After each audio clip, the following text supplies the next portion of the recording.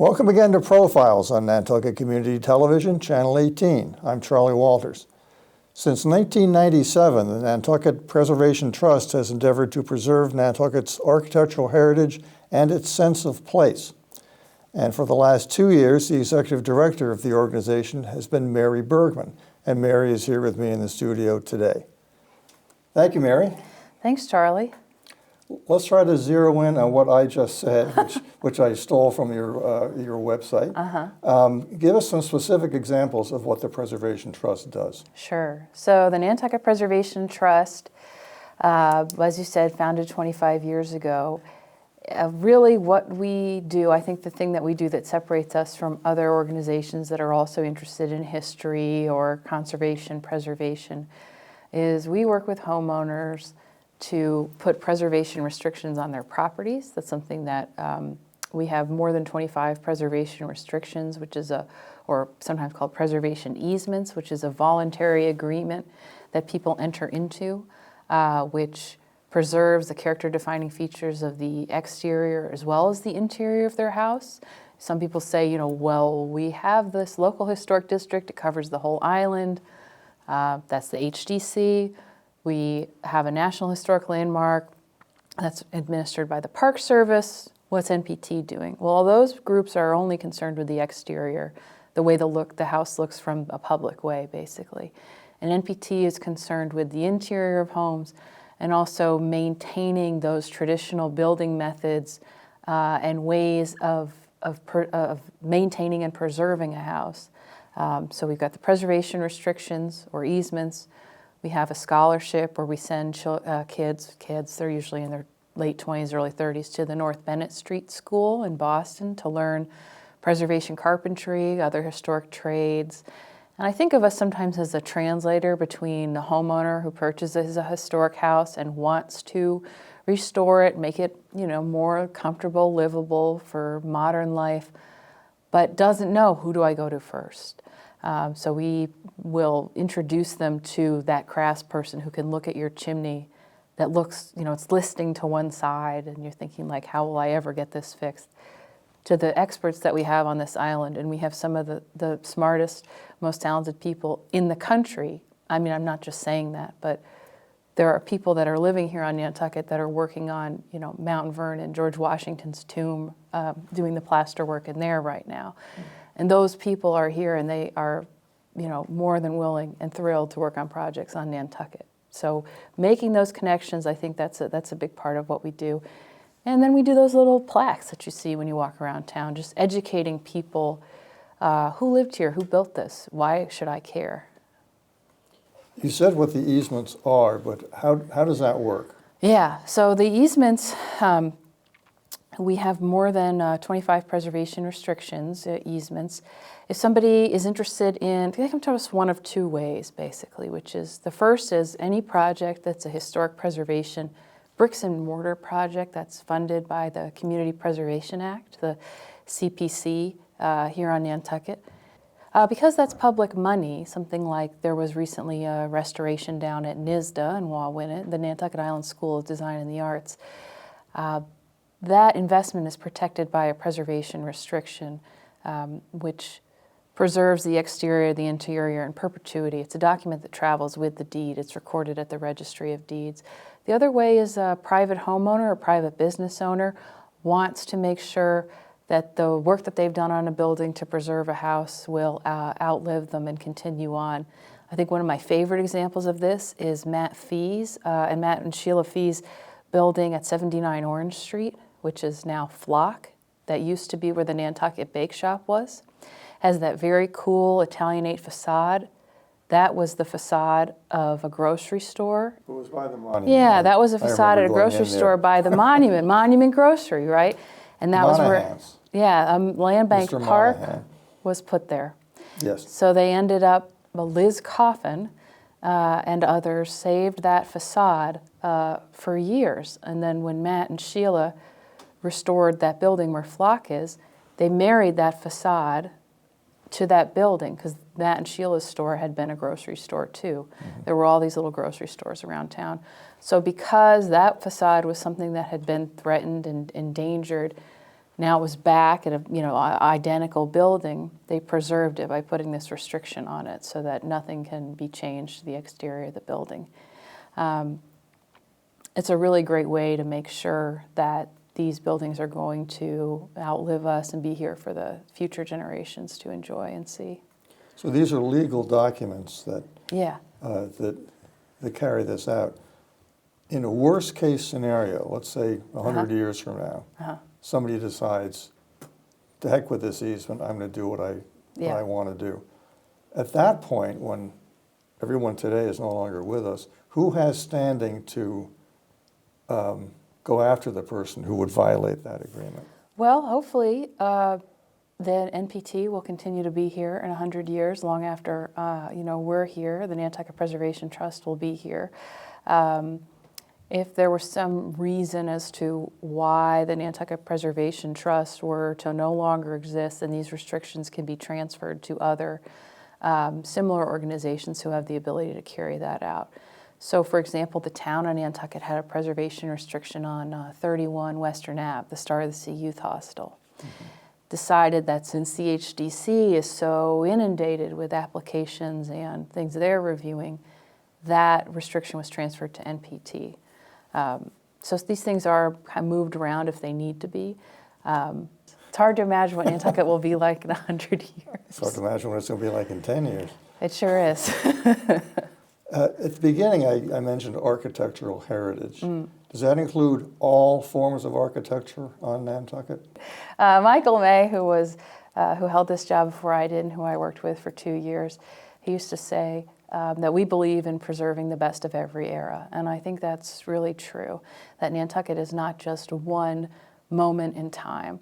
So because the whole island is a landmark, National Historic Landmark, interestingly enough, our period of significance goes up till 1975. And when I was in graduate school, most of my studies were, interestingly enough, about the space program and about NASA, which was founded in 1957. And my parents used to say, how can you study something that's as old as we are? And I think that's the hardest part of historic preservation, is realizing that that 50 years or older is considered historic. Now with classic cars, I think you can have a car that's like 35 years and be in the Daffodil Festival. Even less than that. Yeah, so I've seen cars that are younger than me in the Daffodil Parade. I think, I guess what I'm trying to say is it sort of calls into question our own mortality and how much longer are we all going to be here and what's going to be there in the future. But again, the Park Service says 1975 is the end of our period of significance. A lot of that has to do with the preservation movement on Nantucket in the 1950s, 60s, and 70s that's created the world we're in now. So we've got as of 2012, we had 12,000 structures on the island. I'm sure it's more than that now. Yes. Of those 12,000, about 6,000 of them were built prior to 1975, and they could be considered contributing to that landmark district. So that's important for things like tax credits. There's a federal historic tax credit that some people on the island have gotten for their preservation projects. It's really great knowing that you could have something that was built in 1960 and you could maybe even get this tax credit for it because of that extended period of significance. Now, not everything there's kind of hierarchies in preservation. There's things that are significant, contributing to the landmark district, and then there's what the Park Service would call preferably preserved, that building you'd throw yourself in front of a wrecking ball for, the thing you really don't want to see come down, the thing that is I think of the library as sort of the Nantucket Athenaeum is one of these great examples of style and architecture. But I think you can learn something from every building, whether or not it's significant or not. Well, before I ask my next question, just to pick up on something you said a moment ago, there have been more houses built on Nantucket, according to your figures, since 1975 than in the preceding 350 years. Yes. Which is amazing to think about. Be that as it may, This gets into an interesting area because let's say you built a house before 1955, which I think is when the HDC came into existence. That's correct, yeah. And at the time, you could have built anything you wanted, and some people did. But let's say you built a house according to a design that would not be approved today. Yeah, what happens? Is that something that should be? I know they're very. Yeah. There are many examples, Yeah. different examples Yeah. of the kind of thing I'm talking about. But what do you do in a case like that when you're considering whether to try to preserve something that could not be built today? I think it's when you're looking at something that could not be built today, and that's something, I hear a lot. Well, this would never pass building with Nantucket in mind, which was written in 1978. That period of time that you referenced, 1955 to 1972, that's when our National Historic landmark and our local district was expanded to cover the entire island. I think that's one of the most interesting periods in our island's history. Because I think people knew that there was this, the town meeting body had to vote to expand that local historic district and subsequently the National Historic Landmark. So people were thinking, a couple big things were built during that period of time. Tristram's Landing is one of them, out in Nantucket. People were just interested in experimental architecture, a lot of artists living on the island, especially if you out in places like Nantucket. I don't think that historic preservation should be used as to remove buildings that we think are non-conforming. The entire downtown basically is pre-existing non-conforming. There are a lot of buildings that we consider to be deeply historic that the building inspector would not let you build today. I think that those anomalies or those, buildings that stick out as saying, well, that doesn't really fit in with the Nantucket look. I love investigating why is that, who built it, what was the story behind it, how did it get here? And, most of the time the answer is there's a very interesting reason as to why it was built. And once those buildings are gone, we're not going to really be able to understand why did a town meeting body vote to expand the historic district to cover the whole island? Why did we have zoning laws enacted around that time too? I think just because something looks different or doesn't look like how we think Nantucket should look doesn't mean it isn't historic. Well, there are a lot of buildings that fit that broad category you just brought up that have not been torn down yet. A lot have been torn down, but there still are a lot out there. Yeah. A lot of them you cannot see from a public way, which is why most people aren't aware of them. But this gets to a talk that was given a few years ago, and you and I spoke about this recently. Yeah. Paul Goldberger gave a speech here, and he's former architecture critic for the New York Times and the New Yorker. He's written quite a few books, a respected presence in his field. And he's been a regular visitor here for a long time. And he said to the audience, which filled the Unitarian Church, by the way, he said he applauded the historic preservation efforts that the town has undertaken within the town. Mm-hmm. But he said outside of town, in his view, there was no need to try to make houses that all look alike. And he wanted to see more of the kind of house that we've been discussing here during the last 5 minutes. Mm-hmm. I'd never thought of it in quite that context, but I thought he was absolutely right. And I can think of quite a few houses that are long gone, and I think, well, why did they tear them down? I mean, just because they don't look like everything else down here doesn't mean they shouldn't be preserved, which is what you're saying. Yeah. That I was in the audience for that when Goldberger spoke, and I remember that people talked about that lecture all summer long, at the grocery store, at the post office, and I think that's a mark of a really important discussion. If it's something that people are still thinking about. And here, that was in 2017, I think, and we're still thinking about it. So Paul made a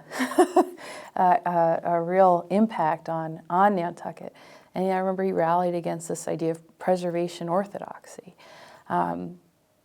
I do think that there are layers of significance. Everything kind of radiates out from our downtown historic core and from Sconset.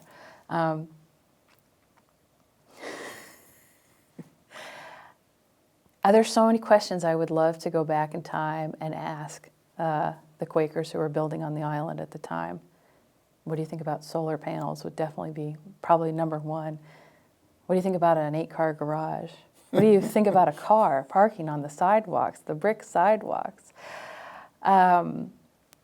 It's interesting what we've allowed and what we haven't allowed in terms of change. And historic preservation is a lot about managing change. Things are always going to change, and Nantucket is a pile of sand without any underpinning, and we're moving around all the time. I think that when you take down a building, what goes up where that building was should be a better building, should be architecturally more interesting, should use the space better, relate to the space better. I don't know that that's true of every demolition that's happening on Nantucket right now. I do think you could look at other communities that have had more, that have allowed for more different types of building in the outer cores. And I wonder, what are their property values like? Do they still have the same kind of heritage tourists that Nantucket has? But the various areas of the island are significant for different reasons. And I think there is more than just the downtown core.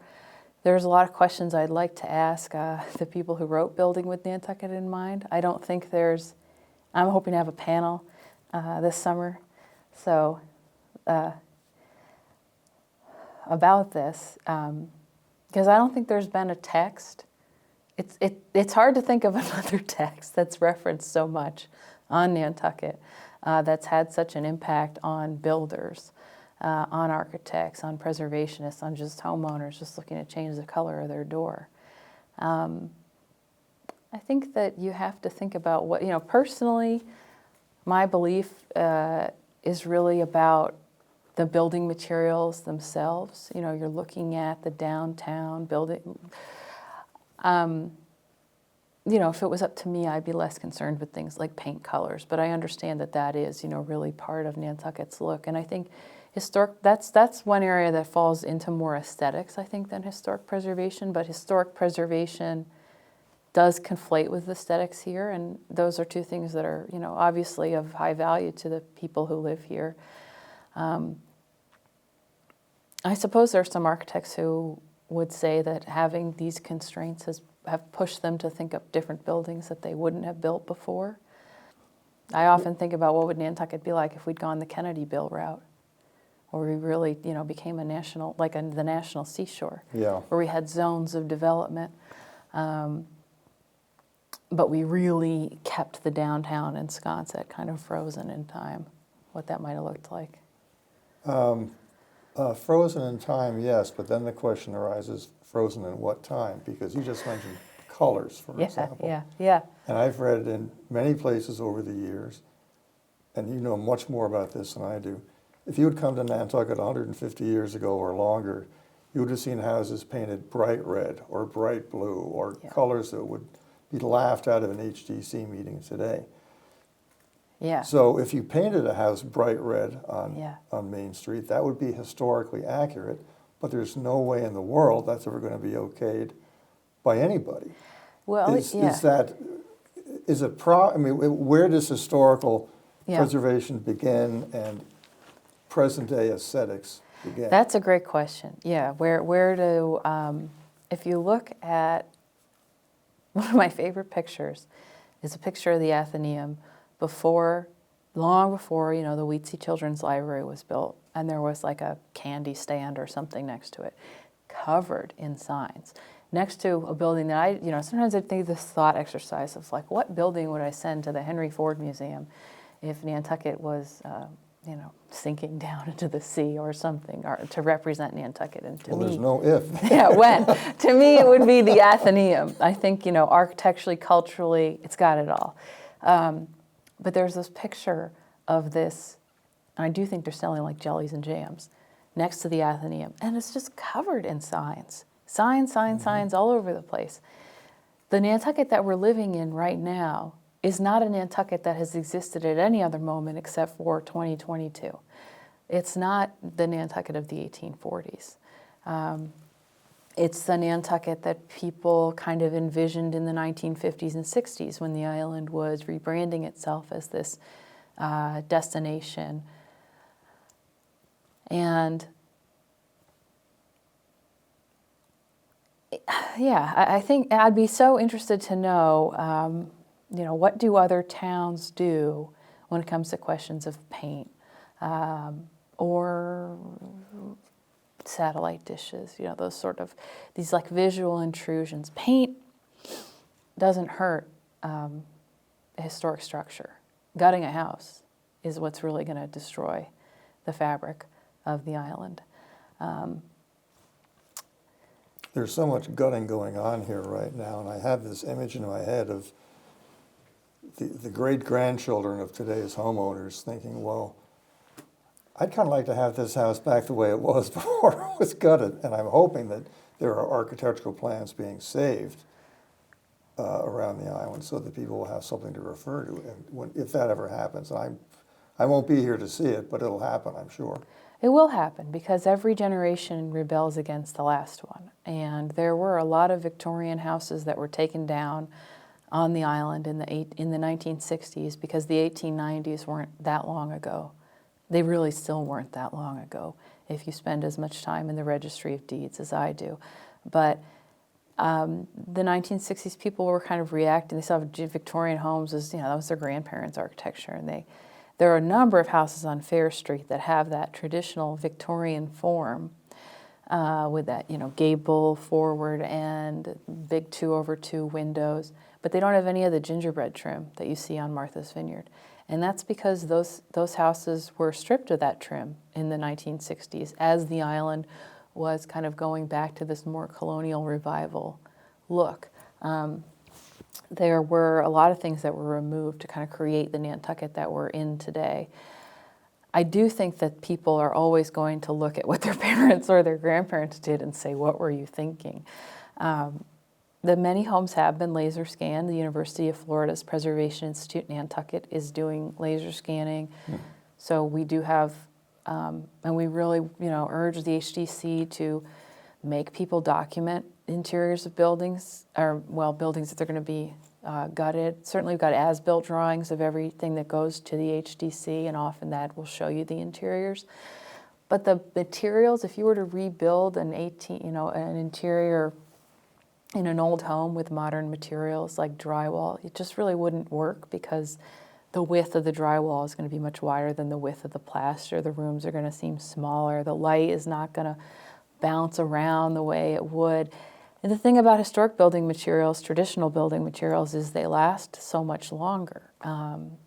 There are homes that were built within my lifetime on this island, which is, we've got a climate that's very harsh. The wind, the rain, the salt spray. And those homes have had to be taken down because in the 30, 35 years they've been built, they've already begun to rot. I know that you have problems with it. There are problems with historic homes. There are problems to overcome. They're not insurmountable, and it's kind of hard for me to understand how something that has stood there for 200 years, why does anybody think that ripping that out and replacing it with modern materials is going to last longer than that? I don't know if there'll be a Nantucket in 200 years, but we know that these historic building materials can stand up to the elements. And it also gets into craftsmanship too. The old days were always better. It's a cliche, but I think the craftsmen back then knew their business more than the craftsmen today know it, which to a certain extent is understandable. But also, today there's more of a rush to get things done. I think it's that there's more of a rush. Certainly there are plenty of people on the island who are working with in traditional methods and manners. and creating, interiors, spaces that you would walk into that would be virtually, indistinguishable from something done 200 years ago, because they're using the same methods, they just did a project over at the Congregational Church in the old North Vestry, which is from 1770, I believe. It's sort of the back of the back main, of the church, behind the big building. Yeah. It's a timber frame structure. They used goat hair plaster in there. Because the goat's hair is coarser than, you can't use human hair and you can't use dog hair. But you can use horse hair or goat hair, and it holds it in. Does that date back to the building of the building, or the refurbishing of the building? Well, they used it on the refurbishing. Oh, on the guys today, okay. Adams, Okay. Nally, and Penn, Austin, their crew were able to, make something in that traditional way, apply it in a traditional way, so it holds up and can be married to something that's been there for 200, 300 years. You're not introducing a new substance. That's always a challenge in an old house, like putting in a new window into an old house. They don't always match up together. So I do think we just know there's more construction going on now than there was then. Certainly there have been other booms on the island. Mm-hmm. But not like now. Not like today. It's so much easier to get here than it used to be. Mm-hmm. Just before I came to the studio today, so this is about an hour ago I'm talking about, I spoke with someone who told me about something I had never heard of, and I don't know how many examples there are on the island of this, but there are people who are building compounds, more than one house on the same property, and there are underground tunnels connecting them. I've never heard of that. It was I thought they news to just me, did that too. in Chicago, where it was so cold and windy. Yeah, but apparently that is going on down here. And in part, it's not the only reason, but in part it's because there's only so much room. You're creating more living space underground, and then from above. You're creating more living space because you can't spread out because of the size of the property. Yeah, And you can't go up because of HDC regulations. yeah. But if you're in the right part of the island, you can go down, and people are doing it. I'm not damning it or praising it. I'm just sort of saying, wow, Yeah, this is something new. yeah. Well, I think we're underground right here in the studio. We are underground here, The underground level, bunker. and we're in a very high part of the town, or comparatively high part of the town. It is mounded up here. So it's, there's not water that's going to be coming up here. Well, I think that's anytime soon, an anyway. interesting question as far as how does floodproofing and all of that work with the island's, aquifer and all our other ponds and water issues. So, Well, now, I don't know. if a historic house has to be raised, yeah, I look at that as a kind of preservation. But Yes. the preservation orthodoxy crowd, for lack of a better term, might say, well, no, wait a minute, you can't change that. Yeah. Yes, but it's going to be but you still can't change it. yeah. That's so. I think that's an interesting. And Charlie's saying raised R-A-I-S-E-D as opposed to R-A-Z-E-D. Yes, thank you for pointing that out. Always a you. challenge. No, I always have to clarify, right? So going up as opposed to knocking down. I think that when I first started being really aware of historic preservation on Nantucket, and I came to it through 10 years in working of local history and museums, and I found that what I was really doing in my free time was like looking stuff up on the assessor database and registry of deeds, and then realized there was a whole career that one could have doing that. I would look at houses going up, and I didn't really understand it, and I thought, wasn't that a shame? And I would think similar things about houses moving. And now I see that after, years and years of really thinking about preservation and thinking about adaptation, and Nantucket specifically, but also other coastal communities. The only constant is adaptation.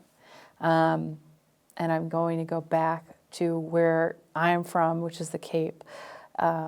And there are parts of the Cape that are not Route 132 in Hyannis. There are plenty of people who say, we don't want to look like the Cape, but I think those people have never gone beyond the Cape Cod Mall because the Cape is beautiful, historic, and not as beautiful and as historic as Nantucket, but it's pretty but great. if you drive on Route 6A, you see a lot. You see a lot that might surprise you. What I'm getting at, though, is so the very tip of Cape Cod, Provincetown, Long Point, there was a fishing village prior to the Civil War. And there were a number of structures. Basically, the fishing grounds, the fish ran out. They fished all the fish that were there. And those houses were floated whole over across the point to Provincetown Harbor. And those houses all have little markers on them, and they're called Provincetown floaters. And there's a story that the crossing was so smooth that the women in these homes didn't stop making breakfast. So I've always thought of, the bacon sizzling as they were making this 2-mile passage over water. In Wellfleet, Billingsgate Island, you never heard of it.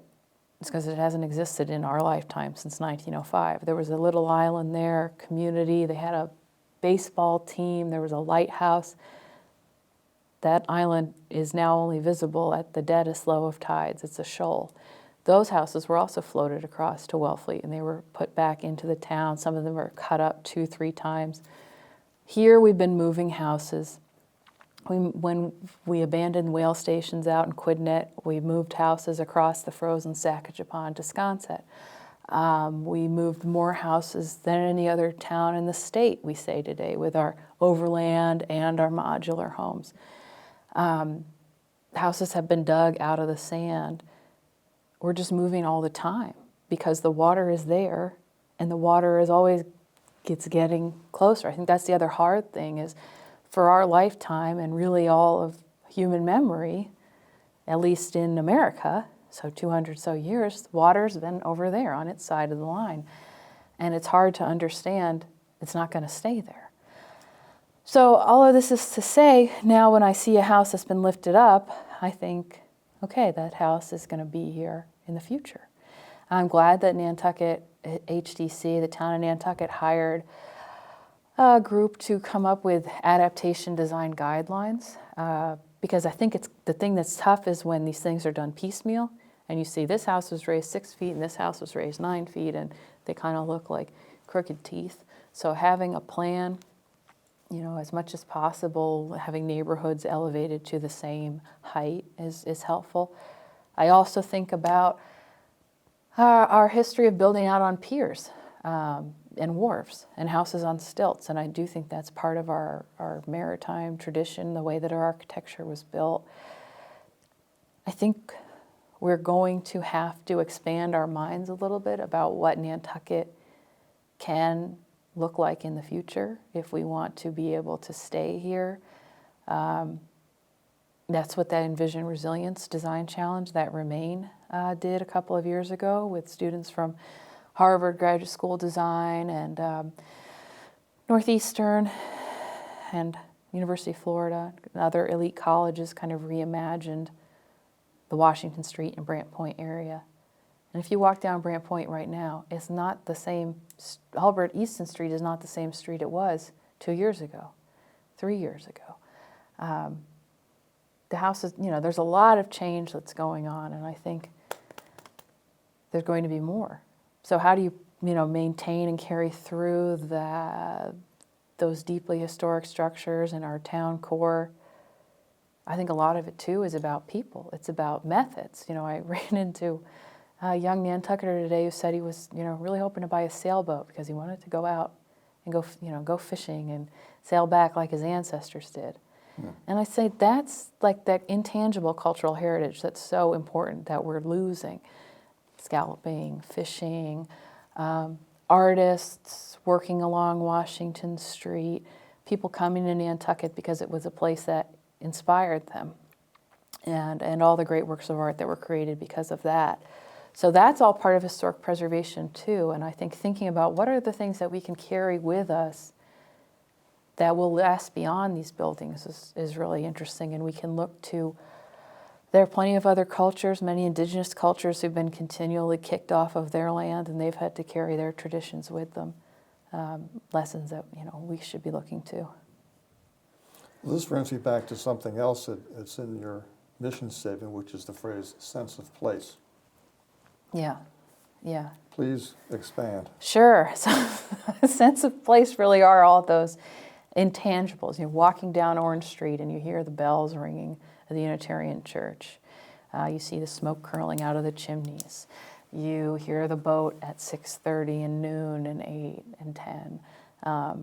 All of those little things. I think of if the story of Nantucket is a book, then all of those little pages that sort of slide in are the pieces that make up the sense of place. The thing that lets you know you're here and you're on Nantucket. And not some other place. And not some other place.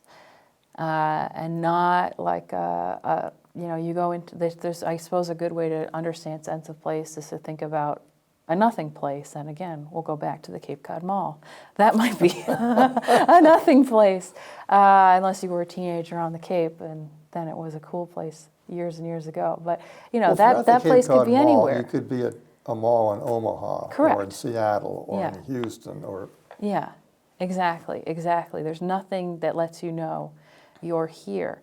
And I think that people come to Nantucket year after year after year because it is a place that feels relatively unchanged. And I think for those of us who live here or have been coming to the island for a long time, we lament a lot of the change because there has been a lot of change. But there's something about Nantucket, it's not changing at a rate as fast as the rest of the country, other places. There is something about, arriving on Nantucket and you see that if you're on the boat and you can see the roof lines, the syncopated roof lines of the cityscape, and really feeling like you're here and you've arrived. And I think this all sounds really lofty, right? And sometimes I say that historic preservation is really reminding you that you are part of this continuum. But it is. It's like a little bit of an art and a science in trying to carry forth all those pieces of the island that matter to us. I mean, if our summer visitors showed up next 4th of July and Main Street was paved, I think they wouldn't come back, as opposed to cobblestones. You can go to the beach anywhere. There's a lot of great beaches in this country. there are a lot of great beaches. But Nantucket has all of these elements that make it a whole. And it's a great laboratory. It's a great place to study because of this. There are a lot of challenges on the island, as we know. But I still do think when you get off the boat, you really feel like you're back home. You feel like, thank God, I'm here. And that's what the sense of place is.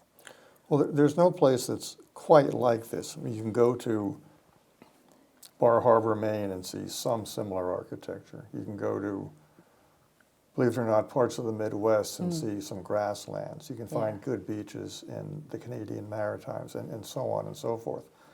But this combination of all those things and this amount of old houses in one place, there's no other place on the planet like it. No, it's the largest collection of pre-Civil War era historic structures in the country. There's more than 800 of them. And I remember one woman came into my office and said, "That Gut Fish Not Houses bumper sticker, that was about me, wasn't it?" I said, "Well, it was about a lot of people." But she said, "Well, what was I supposed to do? I had a 12-foot chimney in the middle of the house. That's not realistic," and blah, blah. And I said, "I understand, but it isn't just you, and it's not just this one house where, the chimney was taken out and it's really you just have the facade. It's a lot of them. And eventually losing that fabric is going to contribute to the loss of that intangible quality that draws people to Nantucket. And I think that could have a negative impact on property values if Nantucket is not such a desirable place to be.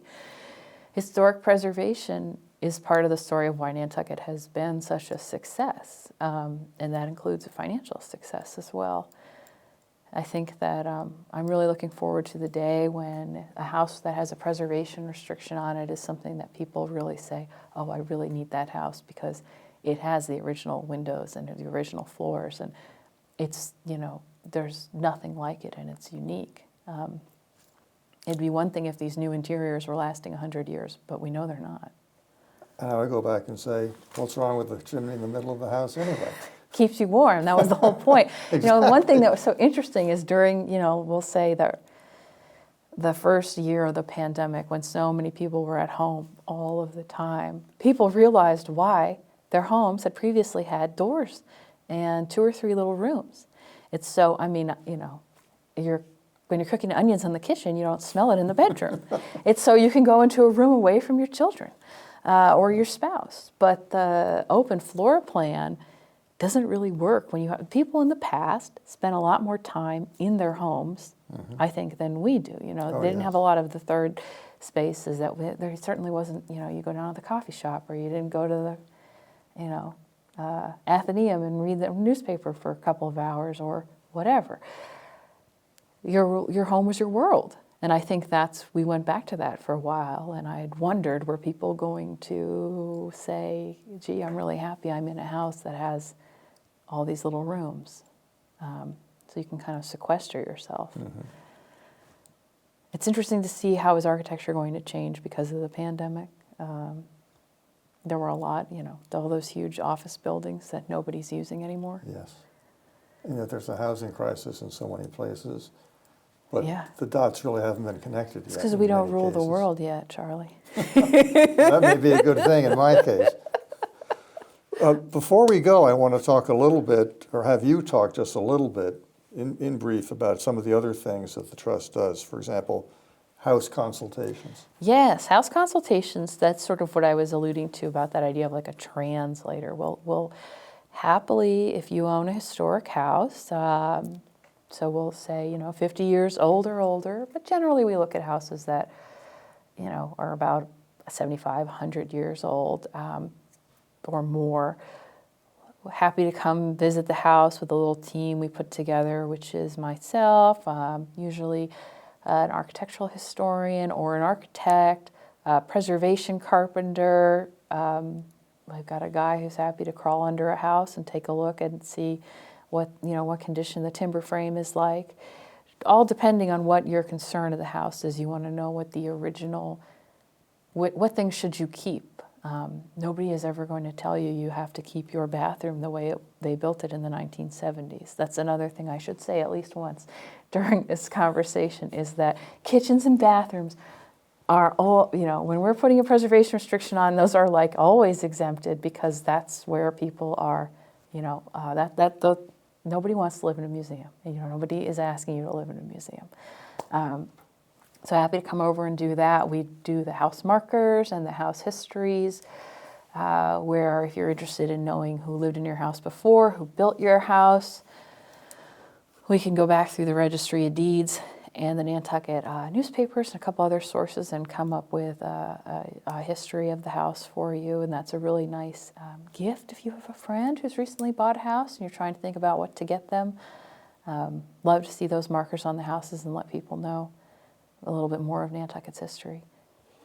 And those markers are done very nicely, I should say, because if you look for them, they're easy to find. But they're not garish. They don't stick out at all. And that's Susan Boardman heads up our marker program, and she coordinates our volunteers who put the markers on. We'll put the marker on the house for you. You don't have to get your contractor or your handyman or woman. And always tries to figure out where the marker should be on the house so that it does just that. So that they're not always in the same place, but generally. Somewhere where there's a little inconspicuous, but you'll be able to see it, but it won't detract from the house. Last question. Tell us about the books you've published, meaning the Trust. Yes. We've got a great series of books. We have the Neighborhood series. So we've done a lot of these little individual house history books, and those are available to print on demand if for some reason you're interested in one of those houses. But we also, once we have a good collection of, we'll say we've done a lot of houses on India and Hussey and Gay Street. Then we did a neighborhood book on that area, which is called the Wesco Acres. That subdivision was called Wesco. We've done a really beautiful book that Michael May wrote called Sconset House by House that you can get at any of the bookstores. You can get it on Amazon. You can get it from our website. If you're a member, there's a member discount code. That's a great book, and we have a lot of copies that we ordered last year because we ran out. That tells you about really Sconset House by House in the downtown Sconset historic core. Michael was a big fan of Sconset and lived out there for many years. And then we have House Main Street. There's a walk down Main Street that accompanies our Main Street tour, and we also have Sconset Main Street and a couple of other neighborhood books, and those are all on the publication side of our website. And we do publish a magazine every year called Ramblings, and that is distributed for free at places throughout town, Bartlett's, and out in front of our shop on 11 Center Street. And that's a great way to see what we've been up to for the year. I've got a couple walking tours in there. Take a look at some new preservation easements and just learn a little bit of something as you ramble through Nantucket. Mary Bergman, thank you so much for doing this. This Sure. is more than informative. That's what we strive for. Well, you succeeded. Glad to be here. Yes, thank you, and thanks. Thank you. For Profiles on Nantucket Community Television, Channel 18, I'm Charlie Walters. Thanks for tuning in, and I hope you'll tune in again.